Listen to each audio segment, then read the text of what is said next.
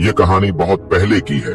किसी नगर में एक व्यक्ति रहा करता था जिसका इस संसार से मन भर चुका था, जो इस संसार की मोह माया को त्याग देना चाहता था। उसने एक दिन यह फैसला किया कि वह इस संसार की हर एक मोह माया को त्याग देगा। उसने अपना मन बना लिया था। उस व्यक्ति ने सन्यासियों का जीवन देखा था और उसने अब यह तय कर लिया था कि वह अब एक सन्यासी बनेगा। वह तुरंत अपने घर से निकलकर पास में रह रहे एक बौद्ध भिक्षुक के पास जाता है और उनसे कहता है कि मुझे एक सन्यासी जीवन जीना है। मैं इस संसार की मोह माया को त्याग देना चाहता हूँ। इस पर वह बौद्ध भिक्षु उस सन्यासी से कहते हैं कि क्या तुम सच में सन्यासी का जीवन जीना चाहते हो? इस पर वह व्यक्ति उस बौद्ध भिक्षु के सवालों का जवाब देता है और कहता है, जी बिल्कुल। वह व्यक्ति कहता है, मैंने तय कर लिया है कि अब मुझे इस संसार की मोह माया को त्यागना है। उस वृद्ध की बात सुनकर बौद्ध भिक्षु कहते हैं, तो ठीक है, लेकिन तुम्हें मेरी एक बात माननी होगी। इस पर वह व्यक्ति कहता है कि मैं आपकी सारी बात मानने को तैयार हूँ। इस पर वह बौद्ध भिक्षु उस व्यक्ति से कहते हैं कि आज के बाद तुम मुझसे कभी नहीं मिलोगे। जब मुझे जरूरत होगी तब तुम्हें खुद ही बुला लूंगा। हमारे आश्रम में 1000 सन्यासी रहते हैं। तुम्हें उन्हीं की तरह रहना है और उन्हीं की तरह खाना है, उन्हीं की तरह वस्त्र पहनना होगा और ठीक वैसा ही जीवन जीना होगा जैसे कि वे सब जी रहे हैं। इस पर वह व्यक्ति कहता है कि ठीक है गुरुवर, मैं तैयार हूँ। इतना कहकर वह व्यक्ति उस बौद्ध भिक्षु को प्रणाम करता है और वहां से आश्रम की ओर चला जाता है। आश्रम में जाने के बाद उसे एक कमरा मिलता है।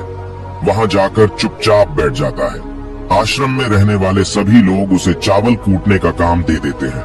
वह व्यक्ति उन 1000 सन्यासियों के लिए हर रोज चावल कूटने का काम करने लगा।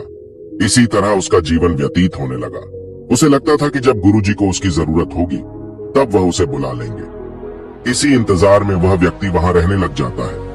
वह सुबह से लेकर शाम तक केवल चावल कूटने का ही काम करता था। उसे यह काम करते करते धीरे धीरे 12 साल बीत गए। अभी तक वह बौद्ध भिक्षुओं ने उस चावल कूटने वाले व्यक्ति को कभी नहीं बुलाया। लेकिन यह काम करते करते अब उस चावल कूटने वाले व्यक्ति के मन में कोई भी विचार नहीं रह गए थे। न ही कोई अड़चन और न ही कोई समस्या उसके मन में पनप रही थी। 12 सालों के बाद वह बौद्ध भिक्षु कब बूढ़े हो चुके थे। उन्हें लग चुका था कि अब उनका अंतिम समय आ चुका है और उन्हें अपना एक उत्तराधिकारी चुनना होगा। इसीलिए उन्होंने पूरे आश्रम में घोषणा करवा दी कि जो कोई भी मेरा उत्तराधिकारी बनना चाहता है वह देर रात में मेरे कमरे के बाहर 4 पंक्तियां लिखकर जाएगा और उसे उन पंक्तियों में बताना होगा कि जीवन जीने का सही तरीका क्या है, इस जीवन को किस तरीके से जीना सही है। इस जीवन का सत्य लिखना होगा। लेकिन एक बात याद रखना, उसे खुद के अनुभव के द्वारा लिखना होगा। किताब में कही हुई बातों को नहीं लिखना होगा या कहीं से नकल मारकर नहीं लिखना है। जो भी यह बताने में सफल हो जाएगा वही मेरा उत्तराधिकारी होगा। आश्रम में जितने भी लोग रह रहे थे वह सब उस बौद्ध भिक्षु को बहुत मानते थे। कोई भी उन्हें धोखा नहीं देना चाहता था। सभी भिक्षुओं के मन में यह चाहत थी कि वह उनका उत्तराधिकारी बने, लेकिन कोई भी यह काम करना नहीं चाहता था। उन 1000 बौद्ध भिक्षुओं में से एक विद्वान भिक्षुक ने बहुत ही हिम्मत जुटाकर अंधेरी रात में दीवार के बाहर लिख दिया कि मन एक दर्पण की तरह है, उसमें धूल जम जाती है।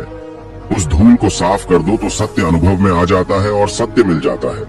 ये 4 पंक्तियां उस शिष्य ने बड़ी हिम्मत जुटाकर अपने गुरुवर के कमरे के बाहर लिख दी। अगली सुबह जब बौद्ध भिक्षु उठे और कमरे के बाहर लिखी 4 पट्टियों को पढ़ा और कहा कि किस मूर्ख ने लिखी है, मेरी दीवार को किसने खराब कर दिया है, उसे पकड़कर अभी मेरे पास लाओ। जब आश्रम में सभी लोगों ने पता किया तो पता लगा कि वह विद्वान शिष्य उन पंक्तियों को लिखने के बाद रात्रि में ही उस आश्रम को छोड़ दिया था, क्योंकि यह विचार उसके अपने नहीं थे और विद्वान शिष्य ने जाते जाते अपने कुछ मित्रों से कह दिया था, सुबह अगर गुरुवर को मेरी कुछ 4 पंक्तियां पसंद आई तो वह लोग मुझे बता देंगे, और अगर इन 4 पंक्तियों को पढ़ने के बाद गुरुवर गुस्सा हो जाए तो तुम सब मेरा पता उन्हें कभी भी मत बताना। आश्रम के सभी लोग चिंता में पड़ गए कि कितनी अच्छी पंक्तियां तो लिखी हैं उसमें, फिर भी गुरुवर नाराज क्यों हो गए। इतनी अच्छी बात तो लिखी थी उसने कि माँ ने दर्पण की तरह है, अगर उसे साफ कर दिया जाए तो उसका प्रतिबिंब अस्पष्ट दिखने लगता है। वे सब कहते हैं, चलो देखते हैं कि गुरुवर को ऐसा उत्तराधिकारी कौन मिलेगा जो उनके सवालों का सही जवाब उस दीवार पर लिख सके।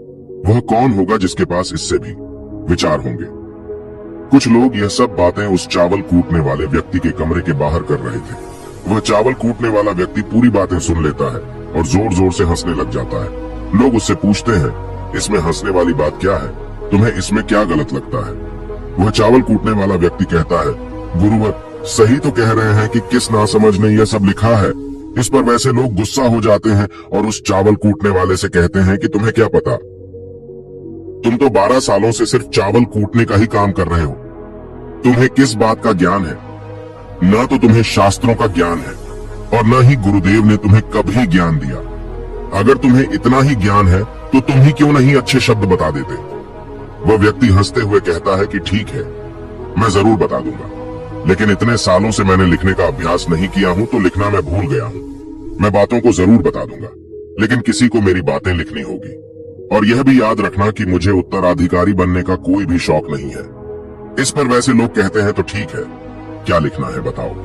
वह चावल कूटने वाला व्यक्ति कहता है, तो लिखो जो मैं बता रहा हूँ। कैसा दर्पण कैसी धूल, न कोई दर्पण न कोई धूल, जो इसे जान लेता है वह सत्य को प्राप्त हो जाता है। यह बात उस गुरुदेव के कानों में पड़ जाती है। आधी रात को वह गुरुदेव उस चावल कूटने वाले व्यक्ति के पास आते हैं और उससे कहते हैं कि तुम यहाँ से चले जाओ, वरना यहाँ पर रहने वाले आश्रम के सभी 1000 लोग तुम्हें छोड़ेंगे नहीं। यह जोगा ले लो, तुम मेरा उत्तराधिकारी बनना चाहो या न जाओ, इससे कोई फर्क नहीं पड़ता। तुम उत्तराधिकारी बनो या न बनो, लेकिन जो शब्द तुमने कहे थे वही शब्द बिल्कुल सत्य हैं और जीवन के अनुभव को दर्शाते हैं। इसलिए मन ही मन मैं तुम्हें अपना उत्तराधिकारी मान लिया हूँ। और अगर यह बातें उन 1000 आश्रम वाले लोगों तक पहुंच जाएंगी तो वह सब तुमसे जलने लगेंगे और तुम्हें चोट पहुंचाएंगे। यह लोग बर्दाश्त नहीं कर पाएंगे। ये चावल कूटने वाले व्यक्ति उत्तराधिकारी कैसे बन सकता है? जिसे कभी ज्ञान नहीं, जिसने कभी शास्त्र पढ़ा ही नहीं, वह उत्तराधिकारी कैसे बन सकता है? वह भला कैसे सत्य को प्राप्त कर सकता है? और यहाँ पर शास्त्र जानने वाले सभी लोग सर पीटते रह जाएंगे। इसलिए तुम यहाँ से चले जाओ, कहीं और अपनी दुनिया बनाओ और वहाँ के लोगों को ज्ञान से भर दो। इस पर महात्मा बुद्ध ने भी अपने एक शिष्य से कहा था, जब तुम्हारे मन की सारे विचार शांत हो जाएं, तुम्हारे भीतर विचार आना बंद हो जाए, उस दिन से तुम्हें सत्य का अनुभव हो जाएगा। तुम सत्य का अनुभव करोगे, खुद को भी और इस ब्रह्मांड को भी समझ पाओगे। और यही बुद्धत्व प्राप्ति का पहला कदम है। मन को शांत करने का पहला तरीका जो बौद्ध ग्रंथों में बताया गया है वह खुद के विचारों पर करना। इन्हें अच्छे से समझना कि आखिर आपके अंदर कौन से विचार उत्पन्न हो रहे हैं, आपके अंदर आखिर क्या चल रहा है। उन्हें अच्छी तरीके से और जागरूकता के साथ समझने की कोशिश करना, न कि अपने विचारों को दबाने की कोशिश करना। अगर आप अपने मन के विचारों को दबाने की कोशिश करते हैं तो यह गलत होगा, जिसकी वजह से मन और तेजी से भटकने लगेगा और बार बार भटकेगा। लेकिन जब भी आपको लगने लगे कि आपका मन बहुत तेजी से भटक रहा है तो तुरंत आप उस पर ध्यान देना शुरू कर दें। उसको जागरूकता के साथ देखें और अपने विचारों पर ध्यान दें। निरंतर प्रयासों के बाद आप पाएंगे कि आपके अंदर विचारों को जागरूक होकर देखने की एक आदत सी लग गई है। लेकिन उसी के साथ आप यह भी देख पाएंगे कि आपके मन में बुरे विचार अत्यधिक उत्पन्न हो रहे हैं। आपके मन में जो भी विचार उत्पन्न हो रहे हैं वह सकारात्मक भी हो सकते हैं और नकारात्मक भी। उनसे आपको कोई भी छेड़खानी नहीं करनी है, बस आपको अपने प्रयास पर काम करते रहना है। लेकिन यह अभ्यास आप लगातार करते रहे हैं तो एक समय आने के बाद आप अपने विचारों को नियंत्रित करने में सफल हो जाएंगे और उसे रोक भी सकते हैं। तब जाकर आपको असली शांति और सुकून की प्राप्ति हो जाएगी। तब आपको किसी भी प्रकार की चिंता नहीं सताएगी, क्योंकि आप खुद पर विजय प्राप्त कर लिए हैं। आप अपने विचारों को नियंत्रित कर सकते हैं। दोस्तों, इस वीडियो में बने रहने के लिए सच्चे दिल से आपका बहुत बहुत आभार।